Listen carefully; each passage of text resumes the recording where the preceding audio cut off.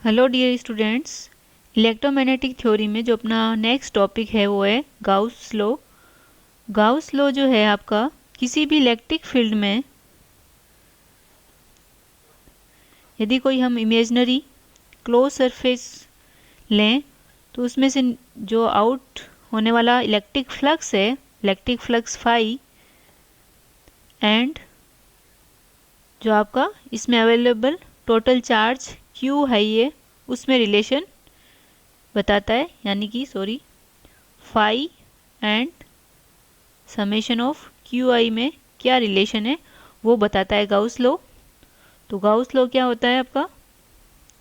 The total electric flux emerging from a close surface situated in electric field is equal to 1 upon epsilon times the charge enclosed by it. Means जो electric flux है, total electric flux को हम phi से denote करते हैं। तो total electric flux जो phi है वो है आपका 1 upon epsilon times of total charge summation of Q आई, यानी कि मान लीजिए कि इसके अंदर जो चार्ज है आपका Q1, Q2, Q3 up to Qn, तो आपका समेशन ऑफ क्यू आई क्या हो जाएगा?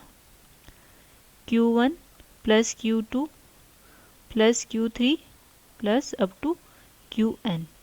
तो ये जो है आपका गाउस लॉ है वो electric flux phi E and total charge जो है उस इमेजिनरी क्लोज सरफेस में इनक्लोज्ड है उन दोनों में रिलेशन बताता है। एप्सिलॉन जो होता है यहाँ पे, एप्सिलॉन जो है वो है मीडियम की परमिटिविटी,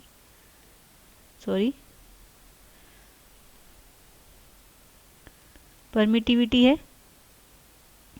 और यदि मीडियम जो है आपका वैक्यूम है तो उसको डिनोट करते हैं अपन एप्सिलॉन 0 से, और इसकी जो वैल्यू होती है वो होती है 8.85 इंटू 10⁻⁻12 कूलॉम स्क्वायर पर न्यूटन मीटर स्क्वायर। ये परमिटिविटी होती है इलेक्ट्रिक फील्ड की, मीडियम की प्रॉपर्टी को शो करता है ये।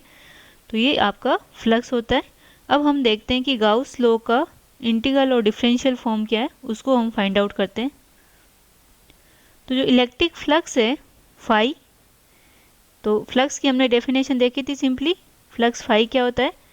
Close integral surface integral. यदि इलेक्ट्रिक फील्ड में देख रहे हैं, इलेक्ट्रिक फ्लक्स फाइंड आउट कर रहे हैं अपन फाई ई, तो क्या होगा? इलेक्ट्रिक फील्ड ई vector dot D S vector. ये आपने फॉर्मूला पढ़ा था फ्लक्स का, डाइवर्जेंस जब अपन पढ़ रहे थे। तो phi E is equal to close surface integral E vector dot D S vector. इसको यदि मैं इक्वेशन 1 बोल दूँ, और आपकी इक्वेशन फर्स्ट यदि अपन इसको इक्वेशन यदि इसको मैं इस रूप में लिखूं तो आपका क्या था? गाउस के अकॉर्डिंग क्या था? फ्लक्स जो है phi E is equal to close surface integral E vector dot D S vector is equal to summation Q I, और मैं समेशन क्यू आई ना लिखे इसको सिंपल क्यू लिख दूं। Q इज इक्वल टू क्या था? Q1 plus Q2 plus up to Qn। तो समेशन क्यू आई की जगह Q कितना था टोटल चार्ज का? 1 अपॉन एप्सिलॉन टाइम्स था, तो Q अपॉन एप्सिलॉन। तो ये जो है आपकी इक्वेशन नंबर 2 हो गई। अब यदि इस जो आपने ये क्लोज सरफेस लिया था इसके अंदर यदि चार्ज का डिस्ट्रीब्यूशन जो है Q वो कैसा हो? यदि आपका यूनिफॉर्म हो, और आपको पता है यहाँ पे अपन क्या ले रहे हैं? क्लोज सरफेस ले रहे हैं, क्लोज सरफेस ले रहे हैं। इसका मतलब क्या हुआ कि जो सरफेस होता है क्लोज, तो वो क्या इनक्लोज करता है? वॉल्यूम इनक्लोज करता है। ठीक है, तो यहाँ पे क्या कंसिडर करेंगे? यूनिफॉर्म है तो वॉल्यूम चार्ज डेंसिटी कंसिडर कर सकते हैं, रो। तो वॉल्यूम चार्ज डेंसिटी जो होगी, वॉल्यूम चार्ज डेंसिटी वो क्या है? रो। और वो क्या होगी? यदि किसी पर्टिकुलर एलिमेंट के अंदर यदि चार्ज कितना हो आपका? डी क्यू हो, तो क्या हो जाएगा? Rho is equal to D Q upon और उसका एलिमेंट का वॉल्यूम यदि क्या हो आपका? D V. तो रो इज इक्वल टू आपका क्या होगा? D Q upon D V. तो इसी से यदि अपन डी क्यू फाइंड आउट करें तो डी क्यू कितना हो जाएगा? चार्ज। ये इक्वेशन नंबर 3 है। D Q equal to rho D V. ठीक है, अब हमें क्या फाइंड आउट करना है? टोटल चार्ज फाइंड आउट करना है, D Q equal to rho D V, uniform charge distribution है। तो टोटल चार्ज फाइंड आउट करने के लिए अपन क्या करेंगे, क्यू जो है आपका टोटल चार्ज वो क्या हो जाएगा, इस सब का समेशन होगा। समेशन को आप क्या लिख सकते हो, रो डी क्यू, इंटीग्रेशन भी कर सकते हो इसका, सॉरी रो डी वी। तो Q इज इक्वल टू क्या हो जाएगा, रो डी वी। तो ये इक्वेशन कितनी हो गई, 4, ये इक्वेशन नंबर 5 हो गई। Q is equal to integration over volume V आएगा, V पे आप इसका इंटीग्रेशन कर रहे हो, तो टोटल चार्ज है वो आपका आ गया Q is equal to rho D V. अब यदि हम इसकी वैल्यू जो है इक्वेशन नंबर Q की जो वैल्यू है अपन इक्वेशन नंबर 2 में पुट करते हैं, तो क्या आएगा आपका, phi E is equal to close surface integral E vector dot D S vector, surface integral था, इज इक्वल टू क्या था, क्यू अपॉन क्या था, क्यू अपॉन एप्सिलॉन, या फिर इसकी जगह आप क्या लिख सकते हो, क्यू की जगह 1 upon epsilon integration rho D V. तो रो डी वी आपका इक्वेशन आ गई है। तो इसका मतलब ये क्या हो गया आपका, वॉल्यूम इंटीग्रेशन है यहाँ पे। तो ये इक्वेशन नंबर क्या हो गई, 6 हो गई। अब हमने एक इक्वेशन पढ़ी थी, सॉरी एक थ्योरम पढ़ी थी हमने, गॉस डाइवर्जेंस थ्योरम।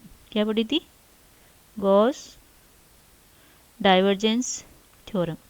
क्या थी वो गॉस डाइवर्जेंस थ्योरम, कि किसी भी वेक्टर का जो है सरफेस इंटीग्रल है, क्लोज सरफेस इंटीग्रल, वो उस वेक्टर के डाइवर्जेंस के वॉल्यूम इंटीग्रल के बराबर होता है। इसका मतलब क्या हुआ कि क्लोज सरफेस इंटीग्रल किसी भी वेक्टर का, वेक्टर अपन क्या ले रहे हैं यहाँ पे, इलेक्ट्रिक फील्ड ले रहे हैं, तो वेक्टर क्वांटिटी है, तो close surface integral of that vector is equal to volume integral of divergence of that vector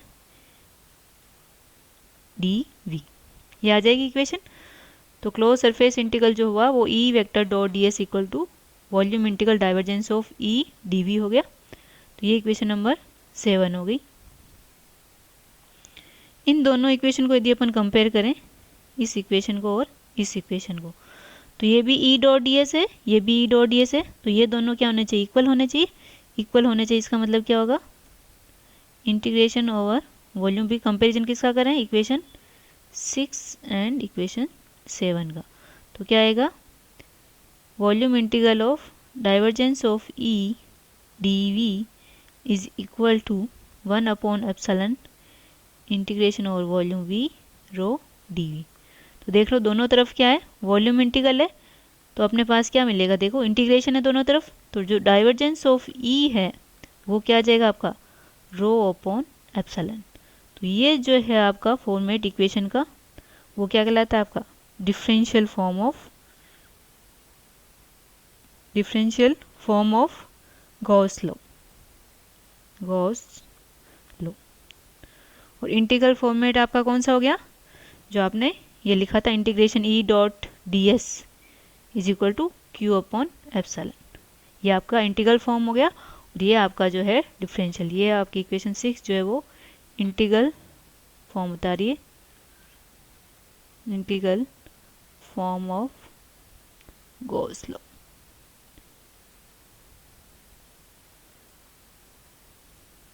तो गॉस लॉ क्या दिखा रहा है आपको, सिंपली कि फ्लक्स एंड टोटल चार्ज में क्या रिलेशन है, phi is equal to Q upon epsilon. तो इस पे बेस्ड आपके न्यूमेरिकल भी पूछे जाते हैं कभी कभी। सिंपली चार्ज दे दिया, चार्ज का डिस्ट्रीब्यूशन दे दिया, जैसे डिस्क्रीट चार्ज डिस्ट्रीब्यूशन हो या volume charge, sorry continuous charge distribution हो, तो उसमें आपको फाई निकालना होता है, रो का कुछ फॉर्मूला दे दिया आपको, और या फिर आपको इलेक्ट्रिक फील्ड दे रखा हो तो चार्ज डेंसिटी भी पूछ सकते हैं। तो इस पे बेस्ड कई बार न्यूमेरिकल पूछे जाते हैं, तो आप इनको इजीली जो है आपको इसको सोल्व कर सकते हैं। तो इंटीग्रल फॉर्म आपकी होगी close surface integral E dot D S is equal to Q upon epsilon, and differential form हो गई डाइवर्जेंस ऑफ ई वेक्टर, ये दोनों वेक्टर है, is equal to rho upon epsilon. यानी कि टोटल जो कौन सी चार्ज डेंसिटी कहलाती है, ये रो, वॉल्यूम चार्ज डेंसिटी क्या है, rho is the volume charge. तो आप लोगों ने पहले पढ़ा होगा 12th क्लास में, 3 तरह की चार्ज डेंसिटी होती है। एक तो क्या होती है, लीनियर चार्ज डेंसिटी लैम्डा, एक सरफेस चार्ज डेंसिटी सिग्मा, और एक वॉल्यूम चार्ज डेंसिटी होती है रो। ये आपने 4 डेंसिटियाँ पढ़ी होगी। तो इनसे सरफेस जब भी क्लोज सरफेस होता है, ये भी आपने सुना होगा कि जब भी क्लोज सरफेस होगा तो वो वॉल्यूम इनक्लोज करता है, और क्लोज कर्व होता है वो एरिया इनक्लोज करता है। इस तरह से आप इसको समझ सकते हो। नेक्स्ट अपने एक एग्जाम्पल करते हैं। क्या है? Prove that for electric field E and electric potential phi के लिए क्या प्रूव करना है आपको? E is equal to minus gradient of phi. ये तो समझ में आ गया, ये किसका सिंबल है? ग्रेडियंट का। क्यों? क्योंकि ग्रेडियंट जो होता है हमेशा किसका होता है? आपका स्केलर क्वांटिटी का। और तो पोटेंशियल जो है इलेक्ट्रिक पोटेंशियल, वो कैसी क्वांटिटी होती है? आपकी स्केलर क्वांटिटी होती है। जबकि इलेक्ट्रिक फील्ड कैसा है? एक वेक्टर क्वांटिटी होती है E। तो इसके लिए अपन देखें तो जो आप सबसे पहले हम देखते हैं कि इलेक्ट्रिक पोटेंशियल क्या होता है। इलेक्ट्रिक पोटेंशियल जो होता है वो किसी भी इलेक्ट्रिक फील्ड में, ये जैसे इलेक्ट्रिक फील्ड E है, उसमें कोई भी 2 पॉइंट लेते हैं, ये पॉइंट A है और ये पॉइंट B है। तो हमें किसी भी इलेक्ट्रिक फील्ड में किसी 2 पॉइंट्स के मध्य किसी यूनिट चार्ज को +1 कूलम है, कोई यूनिट पॉजिटिव चार्ज है, उसको इस पॉइंट से इस पॉइंट तक ले जाने में जितना हमें इस इलेक्ट्रिक फील्ड E के ऑपोजिट वर्क डन करना पड़ेगा, वही क्या कहलाता है? आपका इलेक्ट्रिक पोटेंशियल कहलाता है, फाई। तो फाई को यदि मैं डिफाइन करूं तो क्या होगा? फाई इज इक्वल टू क्या होना चाहिए? यदि मैं स्मॉल ले रही हूँ, पोटेंशियल डिफरेंस ले रही हूँ, तो ये क्या आ जाएगा आपका? D phi. क्योंकि अपन कहाँ से कहाँ जा रहे हैं? पॉइंट ए से बी। तो डी फाई जो होगा वो अपोजिट होगा, वर्क डन होगा। तो फील्ड क्या है आपका? ई वेक्टर डॉट, यदि इन दोनों के बीच का डिस्प्लेसमेंट मैं ले लूँ मैं डी आर, यानी कि किसी भी यूनिट पॉजिटिव चार्ज को पॉइंट ए से बी तक आप क्या कर रहे हो? डिस्प्लेस्ड कर रहे हो, और उन बीच की दोनों की डिस्प्लेसमेंट जो है वो कितना है? D R. तो E vector dot D R जो है आपका क्या हो जाएगा? पोटेंशियल डिफरेंस हो जाएगा।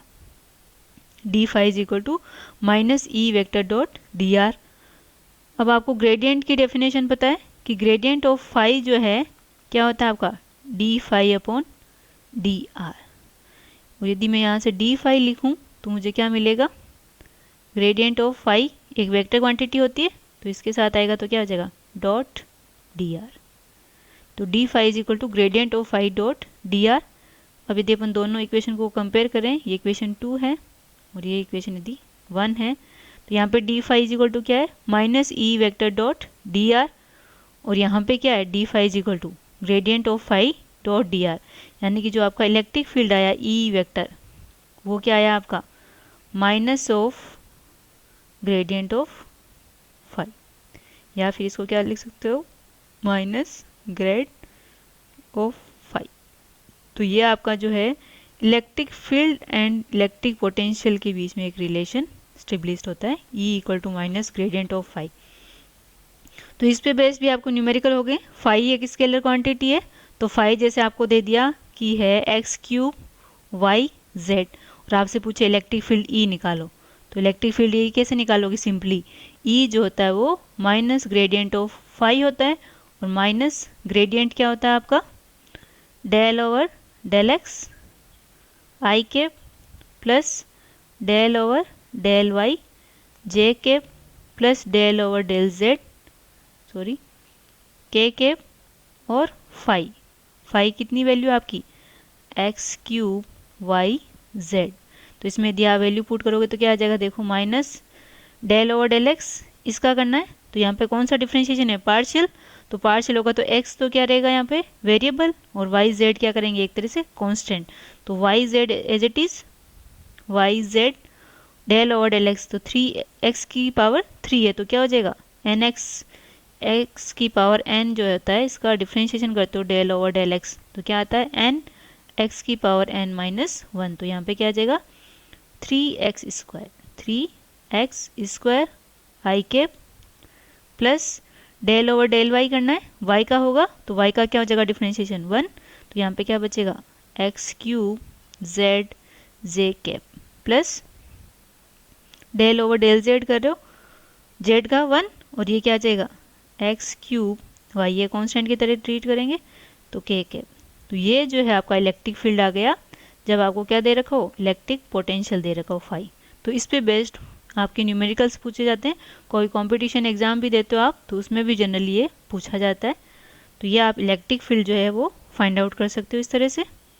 तो ये था आपका गाउस का लॉ। क्या है उसका इंटीग्रल फॉर्म, क्या है इसकी डिफरेंशियल फॉर्म हमने पढ़ा था, क्या था divergence of E is equal to rho upon epsilon.